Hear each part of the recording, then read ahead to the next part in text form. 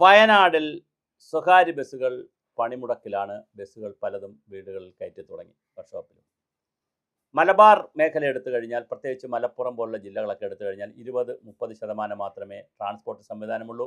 60 മുതൽ 70% വരെ സ്വകാര്യ ബസ്സുകളെയാണ് ആശ്രയിക്കുന്നത്. കോഴിക്കോട്, മലബാർ റീജിയൻ നല്ലൊരു ഭാഗം അങ്ങനെയാണ്. എറണാകുളം സ്വകാര്യ ബസ്സുകളെയാണ് കൂടുതൽ ആശ്രയിക്കുന്നത്. തെക്കോട്ട് വരുന്തോറും തിരുവനന്തപുരത്തേക്കൊക്കെ വരുമ്പോൾ വളരെ കുറച്ച് സ്വകാര്യ ബസ്സുകൾ മാത്രമാണുള്ളത്. ബാക്കിയെല്ലാം സർക്കാർ സംവിധാനങ്ങളാണ്. നഗരത്തിൽ മെട്രോ നഗരം എന്നുള്ള നിലയിൽ പൊതുഗതാഗതമാണ്. ഇലക്ട്രോണിക് ബസ്സുകളും പൊതുഗതാഗതമാണ് വലിയ തോതിലുള്ളത്. എന്താണ് ഇവിടെ ഇപ്പോൾ സ്ത്രീകൾക്ക് സൗജന്യം കൊടുത്തപ്പോൾ സംഭവിച്ചത്? സ്വകാര്യ ബസ്സുകൾ വലിയ പ്രതിസന്ധിയിലേക്ക് പോവുകയാണ്. സ്വകാര്യ ബസ്സുകൾക്ക് നേരത്തെ ഒരു ചെറിയ അവരെക്കുറിച്ചൊരു പരാതിയൊക്കെ ഉണ്ടായിരുന്നു. അവർ കുട്ടികളെ കയറ്റുന്നില്ല, കുട്ടികളുള്ള സ്റ്റോപ്പിൽ നിർത്തത്തില്ല, ഇങ്ങനെയൊക്കെയുള്ള കുറേ പരാതികളുണ്ടായിരുന്നു. അതൊക്കെ കുറേ പരിഹരിച്ച് വന്നപ്പോഴാണ് ഇതാ പുതിയൊരു പ്രതിസന്ധി വന്നിരിക്കുന്നു.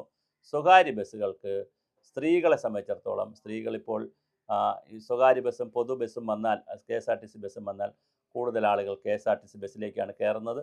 KSRTC ബസ്സിലേക്ക് കയറുന്നതുകൊണ്ട് മറ്റ് ചില ഗുണങ്ങൾ വന്നിട്ടുണ്ട്, അത് നമ്മൾ കാണാതെ പോകരുത്. സമൂഹത്തിൽ ഒരുപാട് ആളുകൾ സ്കൂട്ടർ എടുക്കുന്നില്ല, ആട്ടോയിൽ കയറുന്നതിൻ്റെ അളവ് കുറഞ്ഞിട്ടുണ്ട്. അപ്പോൾ ഒരുപാട് പേർക്ക് തൊഴിൽ പോയി, അല്ലെങ്കിൽ സ്വകാര്യ മേഖലയ്ക്ക് പ്രശ്നം വരുന്നു. പക്ഷേ കാർബൺ ക്രെഡിറ്റ് പോലുള്ള കാര്യങ്ങൾ നോക്കുമ്പോൾ, അല്ലെങ്കിൽ കാർബൺ ഡൈ ഓക്സൈഡ് അന്തരീക്ഷത്തിലേക്ക് വരുന്ന നോക്കുമ്പോൾ, പെട്രോളിൻ്റെ ഉപയോഗത്തിൽ നോക്കുമ്പോൾ, ഡീസലിൻ്റെ ഉപയോഗം നോക്കുമ്പോൾ, അന്തരീക്ഷ മലിനീകരണം നോക്കുമ്പോൾ ഒരുപാട് ആളുകൾ പൊതുഗതാഗതത്തിലേക്ക് വരുന്നു. നേരത്തെ 5-10 പേരെ വെച്ച് മാത്രം പോരുന്ന ട്രാൻസ്പോർട്ട് ബസ്സുകൾ നിറഞ്ഞാണ് സ്ത്രീകളുള്ളത്. പക്ഷേ ഫാസ്റ്റ് പാസഞ്ചറിലൊന്നും ആൾ കുറവില്ല, യാത്ര ചെയ്യുന്നുണ്ട് സ്ത്രീകൾ. ഫാസ്റ്റ് പാസഞ്ചർ മാത്രമല്ല, എന്നാലും അവർ നോക്കുന്നത് ഈ സൗജന്യ ബസ് ഉണ്ടെങ്കിൽ അതിനകത്താണ് സ്ത്രീകൾ കൂടുതൽ കയറുന്നത്. അങ്ങനെ സൗജന്യ ബസ് വന്നപ്പോൾ ചെറിയ ട്രിപ്പിൽ ഓടുന്ന കൊച്ചു സ്ഥലത്തൂടെയൊക്കെ, ഊടുവഴികളിലൂടെയൊക്കെ കൊണ്ടിരുന്ന പ്രൈവറ്റ് ബസ്സുകളെല്ലാം വലിയ പ്രതിസന്ധിയിലേക്കാണ് പോകുന്നത്. എന്നാൽ അവരുമായി ചർച്ചകൾ നടക്കുന്നുമുണ്ട്. CP ജോൺ ഗതാഗത മന്ത്രി ഇതിനിടയ്ക്ക് തന്നെ ചർച്ചകൾ നടത്തി ചില ധാരണകൾ വരുന്നുണ്ട്. അവർ കൂടുതൽ അവർക്കും ചില പാക്കേജുകളും ഇൻസെൻറ്റീവ് കൊടുത്താൽ അവരും ആളുകളെ സൗജന്യമായിട്ടൊക്കെ കൊണ്ടുപോകാം എന്ന് പറയുന്ന രീതിയിൽ വരുന്നുണ്ട്. പക്ഷേ ഇതെന്തായാലും കേരളത്തിൽ ഒരു ഗുരുതരമായ പ്രശ്നമായി മാറുന്നു സ്വകാര്യ മേഖലയെ സംബന്ധിച്ചിടത്തോളം.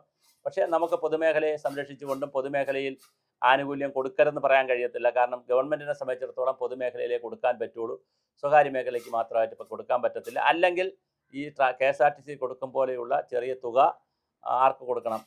സ്വകാര്യ ബസ്സുകൾക്കും കൊടുക്കണം, അവർ ഫ്രീ ആയിട്ട് കൊണ്ടുപോകണം. അതുണ്ടാവുമോ നമുക്കറിയത്തില്ല. അതൊക്കെ ഇനി വരുന്ന കാലങ്ങളാണ്, കാത്തിരുന്ന് കാണേണ്ട വിഷയങ്ങളാണ്. എന്തായാലും നിലവിൽ സ്വകാര്യ ബസ്സുകൾ വലിയൊരു പ്രതിസന്ധിയിലേക്ക് പോകുന്നു. പ്രത്യേകിച്ച് ഈ ഊട് വഴികളിലൂടെ, ചെറിയ റൂട്ടിലൂടെയൊക്കെ ഓടുന്ന ബസ്സുകളെല്ലാം, അവിടെയെല്ലാം ട്രാൻസ്പോർട്ട് ബസ് വരികയാണെങ്കിൽ അതിനകത്തേക്ക് ആളുകൾ മാറും.